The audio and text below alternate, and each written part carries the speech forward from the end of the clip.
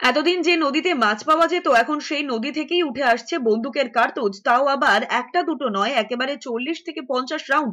উত্তর দিনাজপুর জেলার ইসলামপুরের খবরগাঁও এলাকায় এই ঘটনায় চাঞ্চল্য ছড়িয়েছে। সোমবার সকালে স্থানীয় কয়েকজন শিশু দোলাঞ্চা নদীতে স্নান করতে নেমেছিল।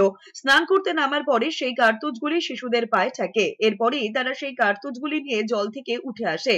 খবর দেওয়া হয় স্থানীয় ইসলামপুর থানায়। ইসলামপুরের পুলিশ সুপার জবি থমাস বলেন, ঘটনার খবর তারা পেয়েছেন। পুলিশ ঘটনাস্থলে গিয়েছে।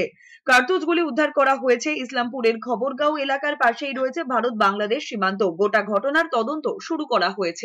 অত্যাঙ্কিত এখানে গুলি পাওয়া যাচ্ছে, ছেলে পেলে বাইরে চান করছে, ক্রিকেট খেলতে আসছে। কালকে সন্ধ্যাবেলা থেকে করতেছি আমরা, সবাই সবাই পালো এক এক করে।